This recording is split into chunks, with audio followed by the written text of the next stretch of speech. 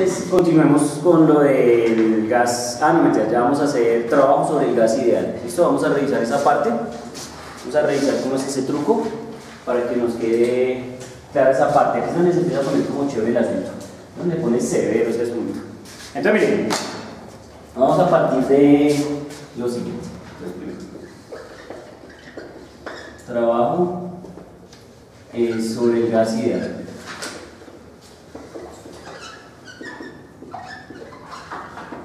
Trabajo sobre el gas ideal. ¿Sí estamos? Entonces, miren, vamos a partir de la condición fundamental de que uno podría hacer un diagrama, como uno ya tiene la ecuación de estado, que la ecuación de estado en gas ideal dice lo siguiente: P por B a N RT. ¿Sí estamos? Entonces, como la ecuación de estado dice que presión por volumen es igual a nRT, ¿sí estamos? Entonces uno podría arriesgarse a hacer un diagrama, una gráfica de presión contra ¿qué? Contra volumen, ¿estamos de acuerdo? Una expresión o una gráfica de presión contra volumen. Entonces, como para mirar el comportamiento de esas dos variables, ¿sí estamos? O cómo cambia una respecto a la otra. Uno hace un diagrama que se llama un diagrama PV. ¿Listo? Tengan presente que la mayor parte del curso de aquí en adelante va a girar en torno a ¿qué? A este diagrama PV. ¿Sí estamos? A esa gráfica. Entonces, uno por ejemplo puede tener una situación en la cual dentro del diagrama PV se presente la siguiente función, la siguiente gráfica. ¿Sí? Uno puede encontrar esta situación. Una línea que horizontal, ¿sí estamos? Entonces, eso se puede presentar, digamos, puede presentarse incluso así, o sea, no necesariamente empieza con volumen cero, sino puede empezar con un volumen inicial, porque obviamente cuando uno tiene un gas dentro del recipiente, no necesariamente el volumen es cero, ¿estamos de acuerdo? Pues tiene que tener de pronto un volumen inicial y luego un volumen final, pues dependiendo de lo que esté pasando. Entonces, si por ejemplo a mí me dijeran, usted tiene eso, esto ocurre a una presión P sub 1, digamos que este evento ocurre en un volumen B sub 1 y este evento ocurre en un volumen B sub 2, ¿sí? Entonces la pregunta clave es, oiga, ¿cuánto es el área bajo esta turba? Es la primera pregunta clave que quiero hacerles, ¿cuánto es el área bajo esa curva? O sea, ¿cuánto es esta área?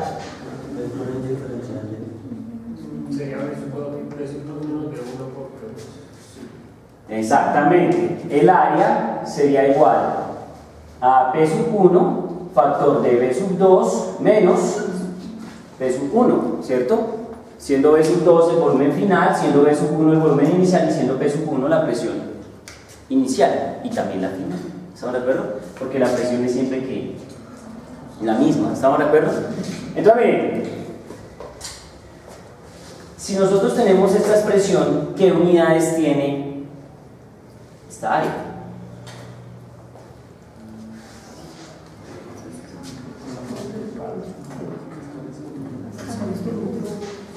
Entonces esta área tiene unidades de... ¿qué unidades se mide la presión? Pascales. ¿Y el volumen? Por metro cúbico. ¿Estamos de acuerdo? Entonces tiene unidades de pascales por metro cúbico. ¿Sí estamos? Pero obviamente la idea es llevarlo a unas unidades más fundamentales, a unas unidades básicas. ¿Cuáles son las unidades más básicas ahí para el pascal? ¿Cómo? El pascal. ¿Qué es el pascal? ¿El pascal? Primero el pascal, porque seguramente ya hice esto en algún instante, pero esto es para otra cosa. Entonces esto me da newton sobre metro ¿qué? Cuadrado, y esto me da metro ¿qué? Cúbico. ¿Estamos de acuerdo? Entonces le hacemos ahí un muere. ¿Sí estamos? Cacaroto, muere. ¡Qué tomillos! Ese deseo de repetir esas mañas. Y entonces, miren. Entonces, miren, como aquí maté esos términos, me quedó que el área está en términos de newton por ¿qué? Por metro. ¿Sí estamos? Newton por metro. Resultando que newton por metro, ¿qué es? julios. ¿Estamos? Entonces resulta que el área bajo las curvas que yo genere aquí, las que sean, las que a mí se me dé la gana, me van a dar ¿qué? Me van a dar julios, ¿sí? ¿Qué cosa se mide en julios? La energía. La energía se mide en julios. ¿Qué más se mide en julios? El trabajo se mide en julios. ¿Estamos? Así que este diagrama P contra B, presión contra volumen para un gas ideal, no es otra cosa que la revisión de lo que uno denomina el trabajo o, dependiendo de la situación, la energía del sistema. ¿Sí estamos? Recuerden que en las clases anteriores calculamos la energía cinética, ¿cierto? O energía interna del gas, suponiendo que es solo energía cinética, ¿cierto? Que quedó dependiendo de la temperatura. Entonces miren que este diagrama no es un diagrama cualquiera, es un diagrama de tipo energético y por lo tanto hay que tenerlo clarito. Estamos clarito. Preguntas, ¿ahí estoy claro cómo es el juego? Ese es el diagrama más importante ahorita. Entonces miren, aquí entonces lo que uno encuentra es que el área bajo esta curva en este caso es el trabajo, ¿sí? Esta área bajo esta curva es el trabajo. Ahora bien, resulta que para definir el trabajo sobre el gas ideal tenemos que ir a nuestro sistema tecnológico más avanzado del universo para manejar un gas. Recuerden que yo metí un gas en un recipiente, en un tubito. El tubito tiene un émbolo y además tiene una fuente de calor. ¿Estamos de acuerdo? Con esa estructura uno construye las famosas leyes de la termodinámica. No se requiere más, por lo menos para entenderlas intuitivamente. ¿Sí estamos? Entonces lo que nosotros vamos a hacer es mirar cómo se calcula el trabajo realizado sobre el gas ideal. ¿Sí estamos? Tengan presente que la palabra sobre es vital, ¿no? ¿Qué quiere decir sobre? Ahí.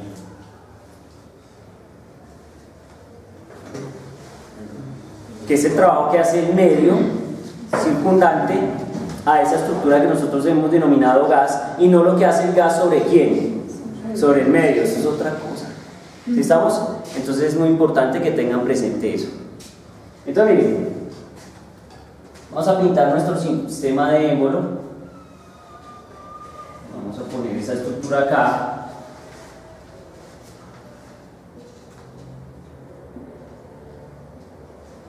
Y aquí tenemos nuestro émbolo. ¿Listo? Resulta que nosotros tenemos, pues obviamente el émbolo tendrá una masa n, ¿cierto? Y seguramente si uno colocara unas pepitas, unos granitos ahí encima, ¿cierto?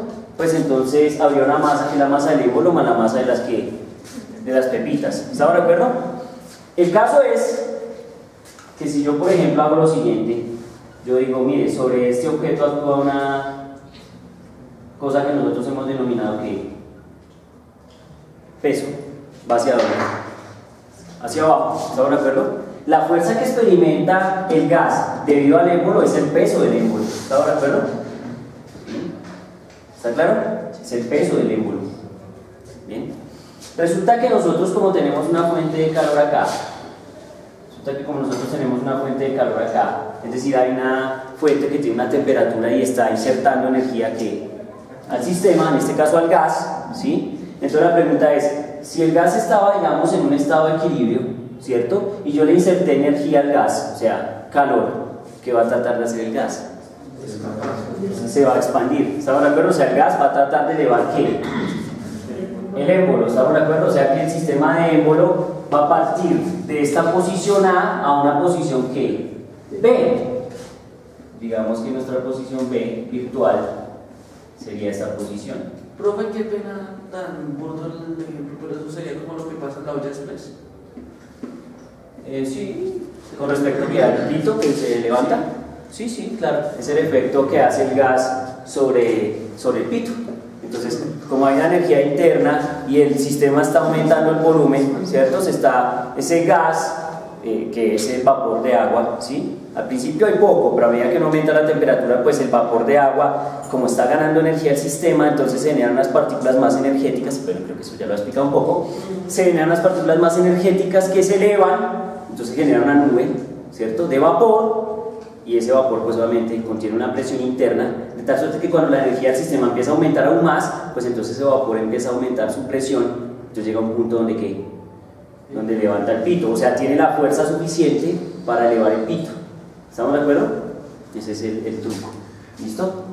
Entonces, la olla express es una tecnología brutal de termodinámica, unos frijoles con garra mortales, al mejor estilo termodinámica. A veces la gente lo hace inocentemente, pero uno, bueno, yo en mi caso, que soy bien obsesivo, entonces yo digo, uff, cómaselo tranquilo.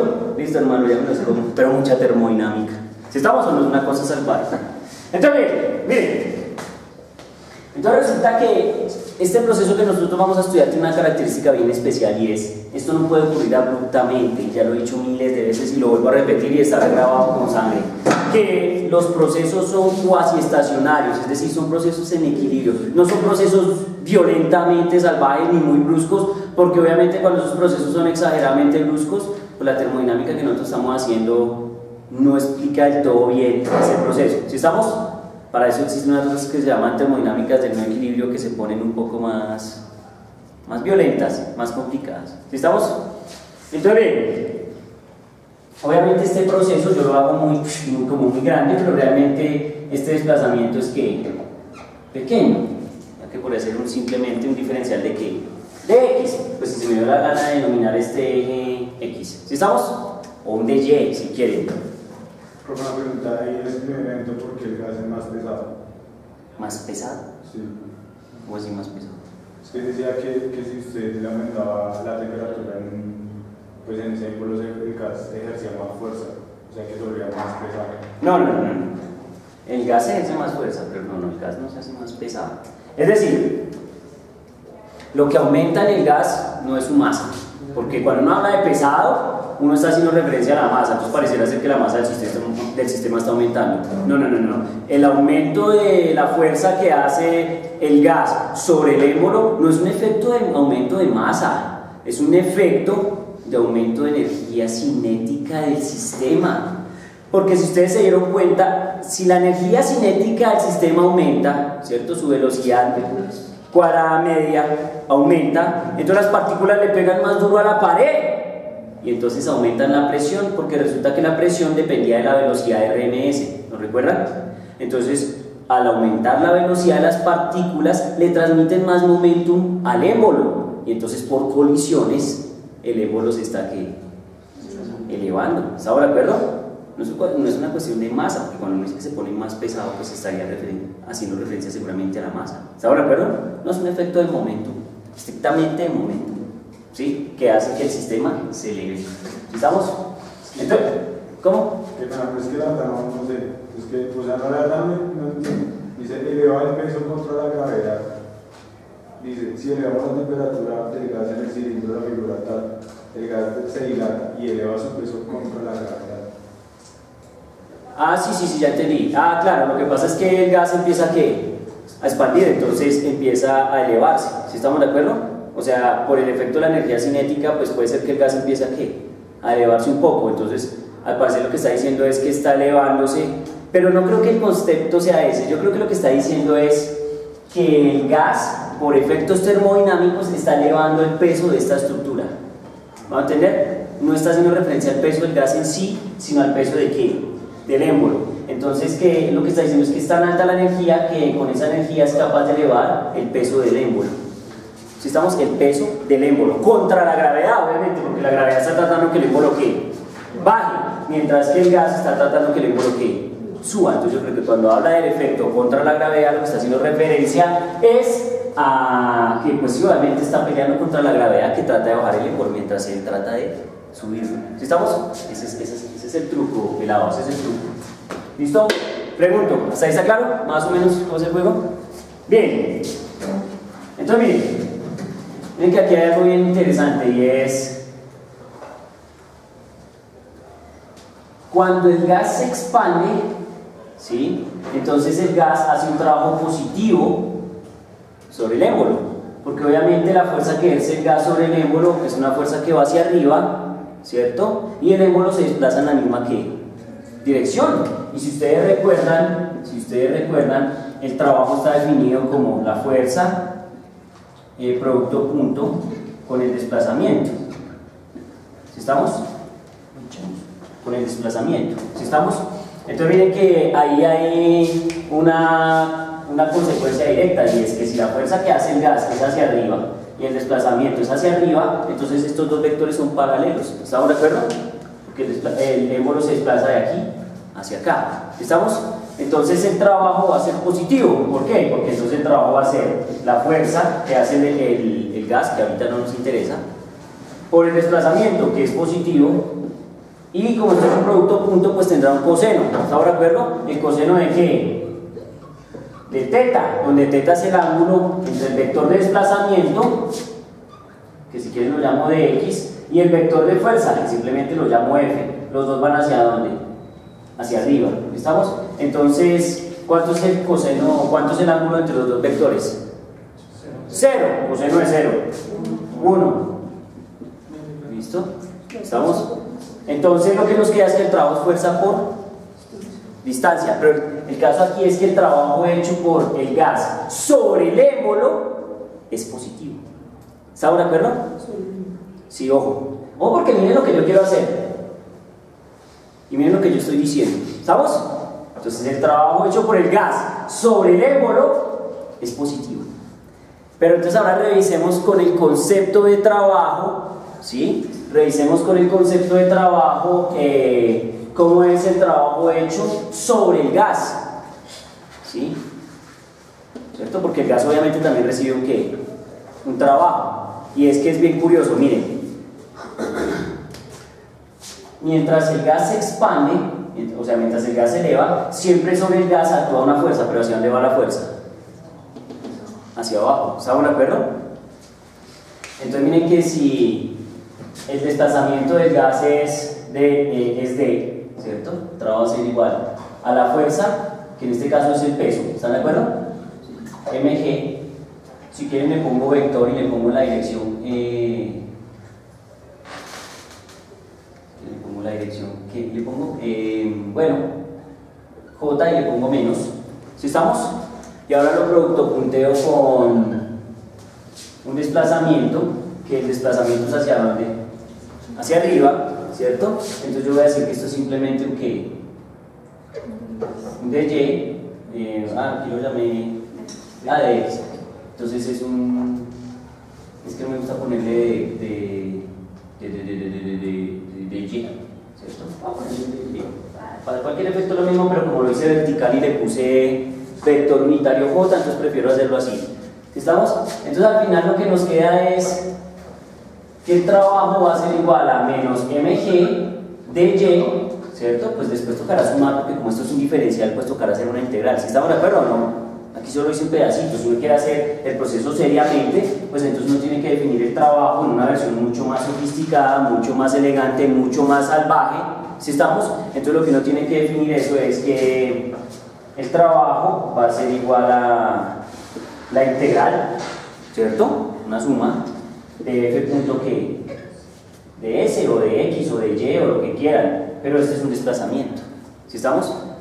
Entonces miren que ahí es bien interesante.